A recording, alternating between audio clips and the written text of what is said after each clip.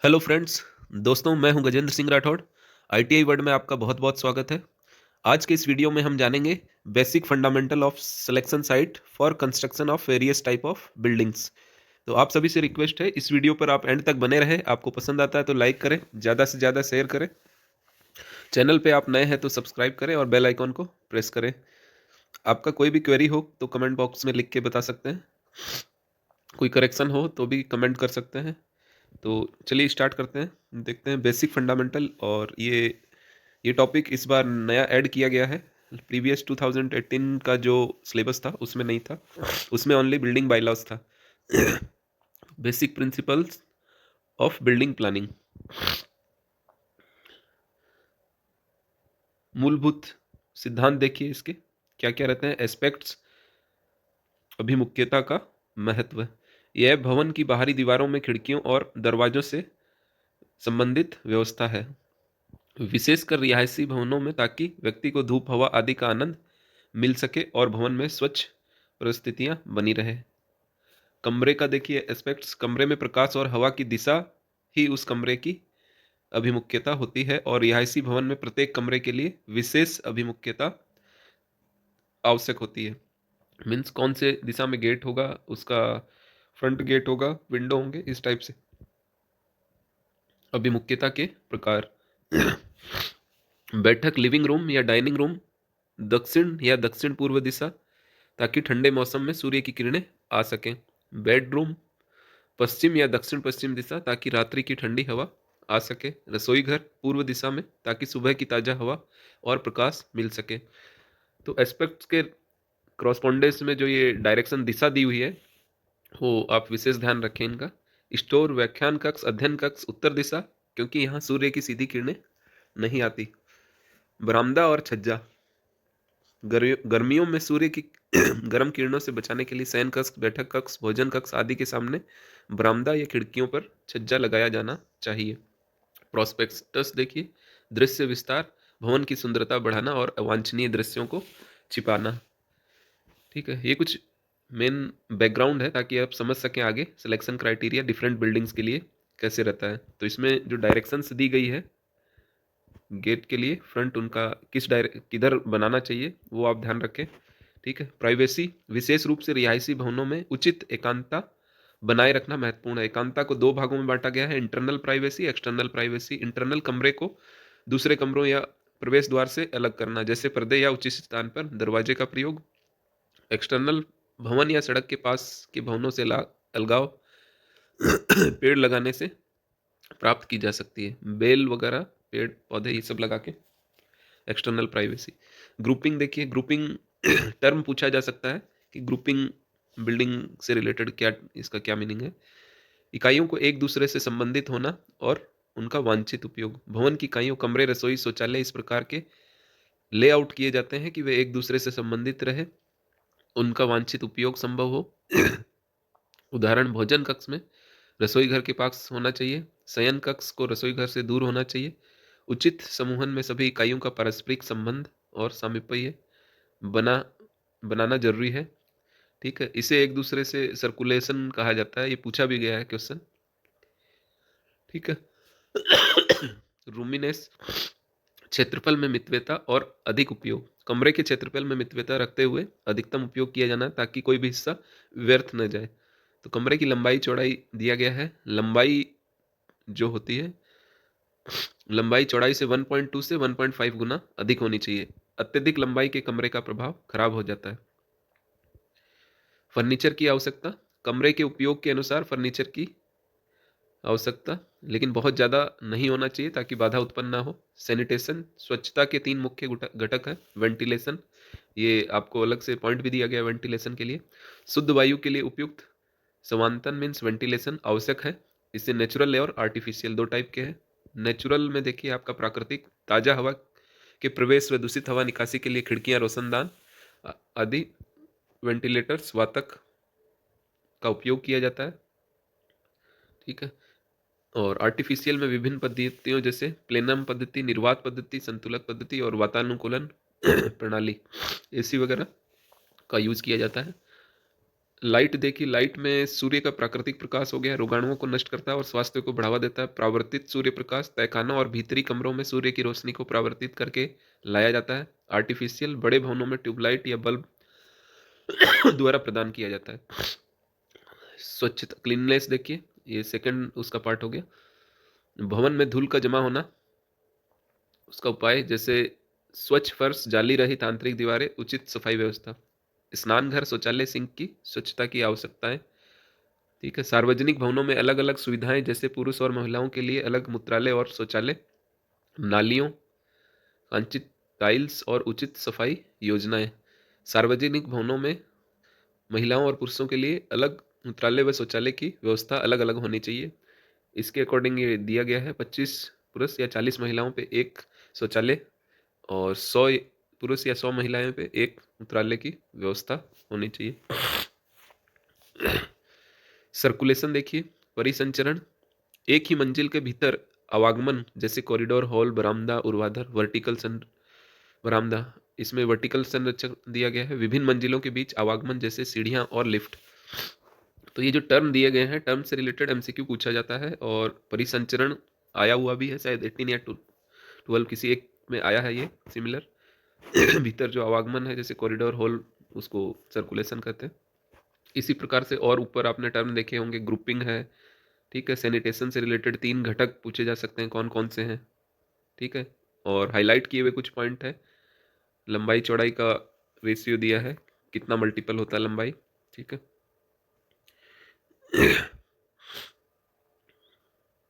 सीढ़ियों के लिए दिशा निर्देश। सीढ़ियां भवन के प्रत्येक हिस्से तक पहुंचने में आसान होनी चाहिए और पर्याप्त रोशनी और समांतन की व्यवस्था होनी चाहिए। ठीक है। इकोनॉमी, खर्च की बचत का उपयोग उपाय पर ध्यान देना चाहिए, लेकिन संरचना की मजबूती पे असर नहीं होना चाहिए। सौंदर्यता, एलिगेंस, भवन का सम्मुख दर्शन व स्थल का प्रभाव जैसे ऊंची जगह पर स्थित भवन आदि सुंदर दिखता है। फ्लेक्सिबिलिटी, विभिन्न कार्यों के लिए भवन का लचीला उपयोग हो सकता है। प्रैक्टिकल कंसिडरेशन, मजबूत संरचना, परिवर्तन की संभावना और प्राथमिकताएं जैसे स्वच्छता और रोशनी। ठीक है। अब देखते हैं हम टाइप ऑफ बिल्डिंग्स।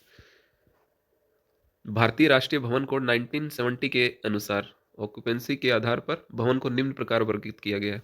पहला देखिए, रेजिडेंशियल बिल्डिंग, भवन जिनमें रहने, सोने, खाने, बनाने और खाने की व्यवस्था हो। एग्जाम्पल देखिए, निजी मकान, बंगले, हॉस्टल, होटल आदि। एजुकेशन बिल्डिंग, शिक्षण कार्यों के लिए उपयोग, स्कूल, कॉलेज, विश्वविद्यालय। इंस्टीट्यूशनल बिल्डिंग, जिनमें केवल सोने की व्यवस्था रहती है। अस्पताल, सैनिटोरियम, जेल, संरक्षण संस्थान, ये हो गया इंस्टीट्यूशनल बिल्डिंग। तो एग्जाम्पल से कोई पॉइंट दे के आपसे पूछा जा सकता है किस प्रकार की बिल्डिंग है, या रेजिडेंशियल बिल्डिंग का एग्जाम्पल बताओ। 4 ऑप्शन देखिए। असेंबली बिल्डिंग, भवन जहाँ पे मनोरंजन, धार्मिक कार्यों, सभा के लिए लोग एकत्रित होते हैं, जैसे सिनेमा, मंदिर, गिरजाघर, गुरुद्वारा, भोजनालय, ये सब असेंबली बिल्डिंग हो गया। बिजनेस, व्यवसाय बिल्डिंग, जहाँ व्यवसायिक गतिविधियां, बैंक, कचहरी, नाई की दुकान। ठीक है। व्यापारिक भवन, जिनका उपयोग व्यापार के लिए, दुकान, स्टोर, बाजार। इंडस्ट्रियल बिल्डिंग, जहाँ वस्तुओं का निर्माण या संयोजन, मैन्युफैक्चरिंग या असेंबली होती है। एग्जाम्पल के लिए आपका dairy, power plant, gas plant, संयोजन plant, assembly plant. Storage building, गोदाम या भंडारण, भंडारण के लिए उपयोग, गैराज, कोल्ड स्टोरेज, माल गोदाम आदि। हेजार्डियस बिल्डिंग, जोखिम भरे हो, जहाँ ज्वलनशील वस्तुओं का निर्माण या भंडारण किया जाता है। आतिशबाजी बनाने का भवन एग्जाम्पल हो गया। ठीक है। ये डिफरेंट टाइप की बिल्डिंग्स हो गई। ओरिएंटेशन, दिक्विन्यास, ये टर्म का क्या महत्व है, क्या होता है। भवन की दिशा इस तरह निर्धारित करना कि लोग प्राकृतिक संसाधनों जैसे सूर्य, हवा, वर्षा आदि का अधिकतम लाभ उठा सके, यही ओरिएंटेशन या दिक्विन्यास होता रहता है। भवन की योजना को इस प्रकार होना चाहिए कि इसके विभिन्न हिस्से प्राकृतिक संसाधनों का उचित उपयोग करें और दुष्प्रभावों से बचे। सूर्य की रोशनी का प्रभाव, सूर्य की रोशनी स्वास्थ्य के लिए लाभकारी होती है, लेकिन अत्यधिक धूप, गर्मी के कारण असहनीय होती है। सूर्य के प्रकाश को नियंत्रित करने के लिए भवन का दिक्विन्यास इस प्रकार किया जाना चाहिए कि सूर्य की किरणें कम से कम गर्मियों में अंदर प्रवेश करें। लेआउट बनाते समय ये ध्यान रखना है हमें। सन शेडिंग डिवाइसेस, नेचुरल में देखिए पेड़ पौधे जो गर्मियों में छाया और सर्दियों में धूप प्रदान करते हैं। कृत्रिम छाया युक्तियां, आर्टिफिशियल सन शेडिंग में रूफ ओवरहैंग, झिलमिल, लोवर्स आदि को धूप और हवा नियंत्रित करने में मदद करते हैं। ठीक है। तो रूफ ओवरहैंग, लवर्स, ये सब सन शेडिंग एमसीक्यू फॉर्म में पूछा जा सकता है। झिलमिल क्या रहता है? दरवाज़ों और खिड़कियों पे लगाए जाते हैं, वायु संचार में मदद करते हैं, लेकिन वर्षा और सूर्य की किरणों से बचाते हैं। आंतरिक और बाह्य झिलमिल, आंतरिक झिलमिल खिड़कियों में लगे होते हैं, जबकि बाह्य भवन की बाहरी दीवारों पे होते हैं। दिक् विन्यास को प्रभावित करने वाले कारक में देखिए सोलर हीट है, सूर्य की रोशनी को नियंत्रित करके स्वास्थ्य को लाभ पहुंचाना। विंड डायरेक्शन, हवा की दिशा का ध्यान में रखते हुए भवन का निर्माण। रेन, वर्षा की दिशा और तीव्रता के अनुसार भवन का दिक् विन्यास, भवन का ओरिएंटेशन। लोकेशन ऑफ बिल्डिंग देखिए, स्थल की स्थिति, भवन की स्थिति जैसे सड़क, आसपास की इमारतें और पर्यावरण का प्रभाव। अब कुछ पॉइंट दिए गए हैं, संक्षेप में आपको ध्यान रखना है। खिड़कियां पूर्व और दक्षिण पश्चिम दिशा में होनी चाहिए। भारत जैसे उष्णकटिबंधीय क्षेत्रों में कार्य क्षेत्र जो होते हैं उत्तर पूर्व दिशा में होना चाहिए। मुख्य प्रवेश द्वार उत्तर पूर्व दिशा में होना चाहिए। पश्चिम और दक्षिण दिशा में बरामदे चौड़े होने चाहिए। अभी डिजाइन ऑफ रेजिडेंशियल बिल्डिंग देखिए,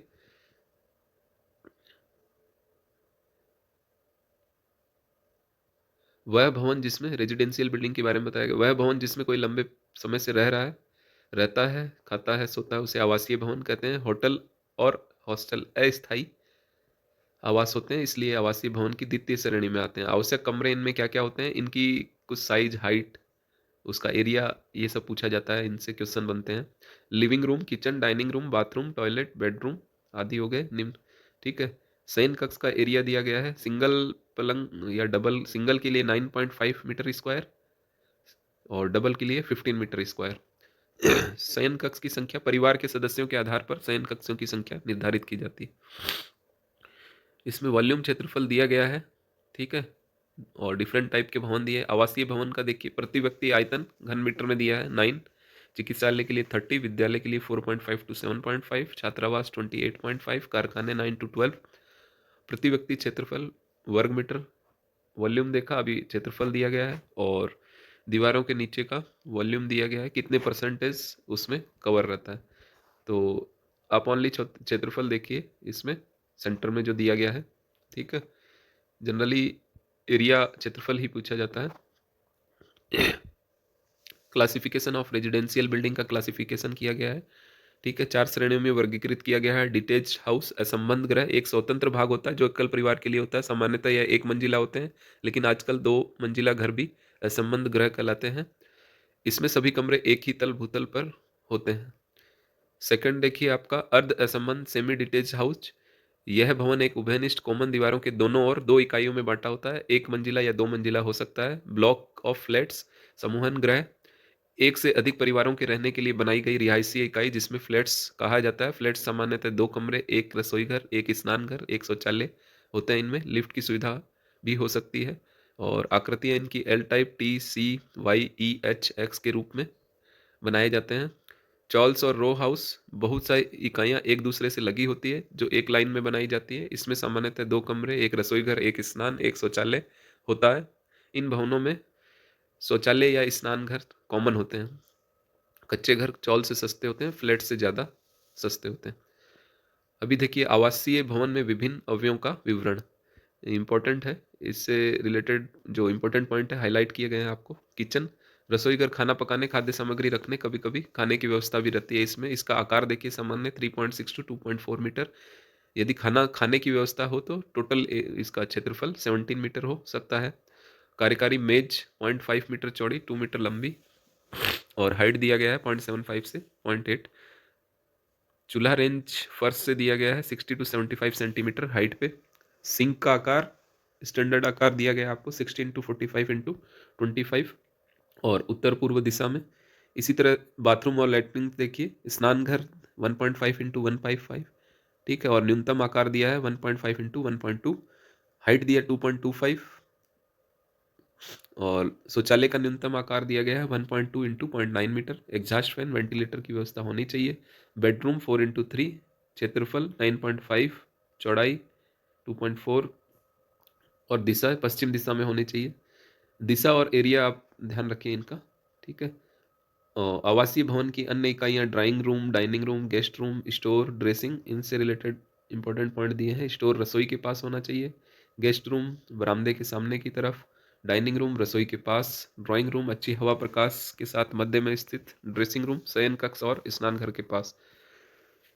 तो ये जनरल पॉइंट्स है जो कि थ्योरी टाइप से आपको पता होगा, बट न्यूमेरिकल वैल्यूज़, डायरेक्शन वगैरह आपको एक बार ध्यान देंगे तो क्लियर हो जाएगा।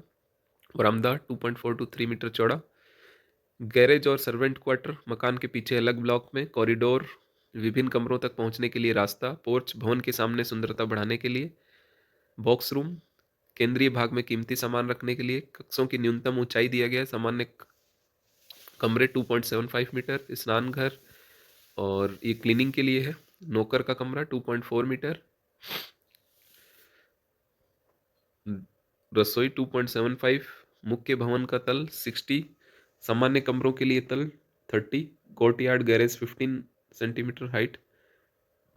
इंपॉर्टेंट वैल्यूज जो आपको ऊपर दी गई है वही आप इससे देख लें, ठीक है, जो पूछा जा सकता है। अभी डिजाइन फॉर पब्लिक बिल्डिंग्स देखते हैं। सार्वजनिक भवनों की डिजाइन देखिए। सार्वजनिक भवन वे होते हैं जो जनहित के लिए निर्मित होते हैं, जैसे अस्पताल, स्कूल, कार्यालय, गेस्ट हाउस आदि। इन भवनों के निर्माण से पहले आवश्यकताएं, भवन के आकार, प्लाट स्थिति, उपयोगकर्ता की आवश्यकताओं को ध्यान में रखा जाता है। हॉस्पिटल और हेल्थ सेंटर देखिए। फर्स्ट, मुख्य उद्देश्य चिकित्सा और स्वास्थ्य सेवाएं। प्रकार, दवाखाना, क्लिनिक, जनाना घर, नर्सिंग होम, प्रयोगशाला आदि। आकार और स्थल, अस्पताल का निर्माण शहर के मध्य में किया जाना चाहिए और प्रत्येक इकाई सहत होनी चाहिए। सभी इकाइयां जो अस्पताल के प्रकार दिया गया है वो सभी इसके साथ होनी चाहिए। आवश्यक सुविधाएं, रोगियों के लिए कमरे, डॉक्टरों के लिए जगह, शौचालय आदि। प्रत्येक 10 व्यक्तियों के लिए एक शौचालय तथा 20 व्यक्तियों के लिए एक मूत्रालय आवश्यक होना चाहिए। ये अस्पताल के लिए है।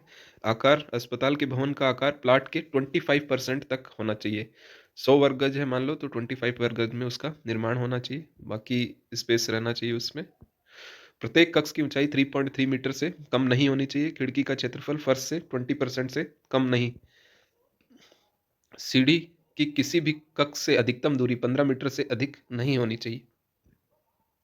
रोगियों के चढ़ने व उतरने में सुविधा प्रदान करने के लिए सीढ़ी की चौड़ाई 1.25 मीटर और मध्य में रैंप दिया गया है, ये 2.5 मीटर इंटू 1.8 मीटर रखी जानी चाहिए। वार्ड, एक वार्ड में 20 पलंग से ज़्यादा नहीं होने चाहिए। प्रत्येक बिस्तर को 9.5 मीटर क्षेत्रफल और 30 मीटर वॉल्यूम की आवश्यकता होती है। पलंग दीवार से 15 सेंटीमीटर हटाकर रखा जाना चाहिए। दीवार व पलंग के पार्श्वों में 60 सेंटीमीटर और पलंग के पार्श्वों में व आने जाने के मार्ग में न्यूनतम 45 सेंटीमीटर का अंतराल होना चाहिए। दो पलंग के बीच न्यूनतम अंतराल 90 सेंटीमीटर। दो पलंग जो रखे रहते हैं उनके बीच 90 सेंटीमीटर का गैप रहना चाहिए। स्कूल देखिए। शैक्षणिक भवनों में नर्सरी से लेकर विश्वविद्यालय तक शामिल होते हैं। विद्यालय का भवन का आकार और डिजाइन छात्रों की संख्या, कक्षा की आवश्यकता और संबंधित सुविधाओं के आधार पर होती है। कक्षा में समांतर तथा प्रकाश बनाए रखने के लिए खिड़कियों के खुले स्थान का मान कुल फर्श के क्षेत्रफल का 1/5 भाग से कम नहीं होना चाहिए। आवश्यकता, कक्षा कक्ष, प्रयोगशालाएं, पुस्तकालय, शौचालय, कार्यालय आदि। ये कितने छात्रों पे शौचालय और मूत्रालय की व्यवस्था होनी चाहिए, ठीक है। शौचालय का दिया गया 40 विद्यार्थियों के बीच एक, 25 स्त्रियों के बीच एक, ठीक है। Urinals, wash basin, water taps सभी के बारे में दिया गया है।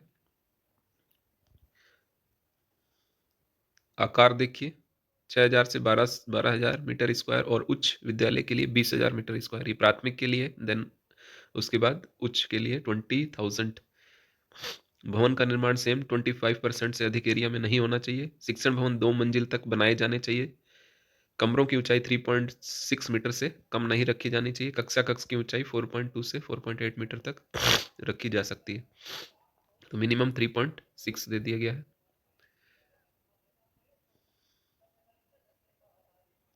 मिनिमम एरिया रिक्वायरमेंट दिया गया है। 10 वर्ष से कम विद्यार्थी है तो कम से कम उसके लिए स्पेस दिया गया है 1 to 1.2 मीटर स्क्वायर पर विद्यार्थी, और उससे अधिक है तो 1.2 से 1.5 मीटर स्क्वायर पर विद्यार्थी। कक्षा का आकार, अध्यापक का कमरा, ड्राइंग हॉल, ये सब साइज दी गई है। पुस्तकालय का मेन देखिए, इसमें से लाइब्रेरी का कितना स्पेस और ये विद्यार्थियों का स्पेस इंपॉर्टेंट है। विशेषताएं देखिए। कक्षा कक्ष में खिड़कियों का क्षेत्रफल सिमिलर जैसे हॉस्पिटल में था 20% होना चाहिए। मीन्स 1/5 हो गया। प्रत्येक कक्षा कक्ष के लिए 0.5 मीटर डेस्क की लंबाई दिया गया है। लाइब्रेरी हाईलाइट किए हुए हैं। क्षेत्रफल 3 to 4 मीटर स्क्वायर। मेज की लंबाई चौड़ाई। हॉस्टल, पंचायत घर, ऑफिस बिल्डिंग। ठीक है, इसमें जो भी मेन पॉइंट है आकार वगैरह दिया गया है और उसमें क्या क्या पार्ट्स होते हैं। हॉस्टल में देखिए छात्रों के लिए अस्थायी, परमानेंट नहीं है, टेम्परेरी रेजिडेंशियल की श्रेणी में आता है। छात्रावास भवन शांत वातावरण में होना चाहिए और विद्यालय के समीप होना चाहिए हॉस्टल। ठीक है, पंचायत घर में सामूहिक विकास, ग्राम मेहमान गृह, वाचनालय और पुस्तकालय जैसी सुविधाएं होती हैं। साइज दिया गया है अलग अलग। सभा भवन के लिए 4.75 इंटू 5.5 मीटर स्क्वायर। कार्यालय कक्ष जो होता है 2.75 से 3 मीटर स्क्वायर। अतिरिक्त कक्ष 2.4 बरामदा 2 मीटर चौड़ा। और स्वच्छता इकाई में आपका शौचालय, मूत्रालय और स्नानघर होने चाहिए। ऑफिस बिल्डिंग दो प्रकार की, व्यावसायिक और सरकारी। इसमें आवश्यकताएं देखिए इसकी। प्रवेश द्वार, गलियारे, सीढ़ियां, लिफ्ट, स्टाफ कक्ष, पार्किंग, स्वच्छता ब्लॉक आदि। प्रत्येक तल पर महिलाओं और पुरुषों के लिए अलग अलग स्वच्छता ब्लॉक होने चाहिए। सीढ़ी और गलियारों में 1.5 मीटर से कम नहीं होना चाहिए और सीढ़ी की चौड़ाई 1.2 मीटर होनी चाहिए।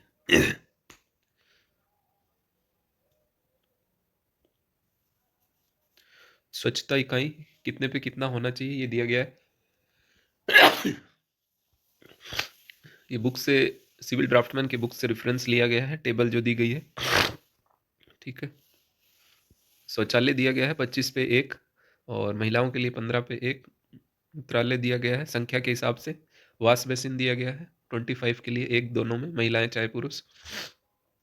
इंपॉर्टेंट वैल्यूज दी गई है न्यूमेरिक, एमसीक्यू टाइप से आ सकती है।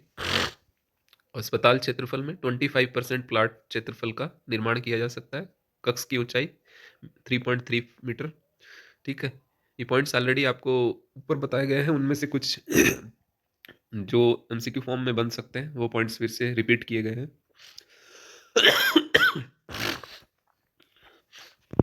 सम other important points for site selection.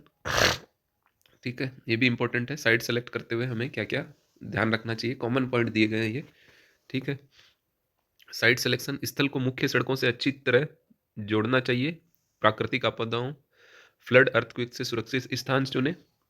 Soil stability देखते हैं, इसमें बियरिंग कैपेसिटी न्यूनतम 100 kN/m² और सेटलमेंट की जांच करें जब भी जमीन की मिट्टी का परीक्षण करें। सॉइल स्टेबिलिटी देखना है और सुरक्षित हो, ये हो गया। इसके बाद जल निकासी का ध्यान रखना है। जल निकासी हो गया, वायु, जलवायु, इन्वायरमेंट इम्पैक्ट, सोशल और कॉमर्शियल रिक्वायरमेंट, एसेसिबिलिटी, ये सभी पॉइंट्स इनमें से कुछ जो हाईलाइट किए हुए हैं इंपॉर्टेंट पॉइंट्स। जल निकासी में देखिए, पानी की निकासी प्रणाली को ध्यान में रखते हुए स्थल का चयन करें। ग्राउंड वाटर टेबल का न्यूनतम 2 मीटर होना चाहिए स्तर। Wind and climate, air velocity minimum 2 metre per second. जल का जगह, उस जगह पर हवा का बहाव अच्छा होना चाहिए। ठंडे और गर्म मौसम के अनुसार निर्माण सामग्री का चुनाव करें। इन्वायरमेंट इम्पैक्ट इंपॉर्टेंट है ये। नॉइस लेवल इसका पूछा जाता है कभी, तो लेस देन इक्वल टू 55 या 50 डेसिबल हो गया। ठीक है, सोशल और कॉमर्शियल रिक्वायरमेंट, भवन के उद्देश्य को ध्यान में रखते हुए समीपवर्ती सुविधाएं जैसे स्कूल, अस्पताल, बाजार आदि होना जरूरी है। एसेसिबिलिटी, स्थल को सार्वजनिक परिवहन और अन्य मार्गों से अच्छी तरह जोड़ा जाना चाहिए। लीगल और रेगुलेटरी रिक्वायरमेंट का ध्यान रखना आपको, क्या क्या आवश्यकताएं हैं। स्थल पर स्थानीय निर्माण, जो भी नगर पालिका, नगर निगम आता है उसके अकॉर्डिंग जो भी स्टेट या सेंट्रल गवर्नमेंट के रूल होंगे उन नियमों का पालन करना है। सेटबैक डिस्टेंस, FAR, ETC उसमें दिया गया है। लॉज में अभी देखेंगे हम, बिल्डिंग बाई लॉज में। कॉस्ट, लागत और बजट के हिसाब से स्थल का चयन करें। नेक्स्ट में हम देखेंगे basic principle of building planning and building bylaws. ये लास्ट प्रीवियस जो एग्जाम था उसमें भी ये टॉपिक दिया गया था और जो जो आज हमने किया। और requirement for fire protection, ventilation, eco friendly and green buildings, ये दो न्यू टॉपिक ऐड किए गए हैं इसके साथ साथ। और इन तीनों से मिला के लगभग, जैसा अभी प्रीवियस पेपर को ध्यान में रखते हुए, 4 से 5 MCQs आ सकते हैं। इससे पहले बिल्डिंग मटेरियल किया है वो काफ़ी इंपॉर्टेंट है, उससे 10 to 15 के बीच MCQs आने चाहिए। और नेक्स्ट टॉपिक जो हमारा वाटर से रिलेटेड है, वाटर एंड पॉल्यूशन, और साथ साथ कारपेंटर टूल्स, और वुड पेंट वार्निश कारपेंटर में फिर से दिया गया है, सेम है वो बिल्डिंग मटेरियल में भी है, तो वो भी इम्पोर्टेंट है। ठीक है? धन्यवाद, आज के लिए बस इतना ही। Thanks for watching.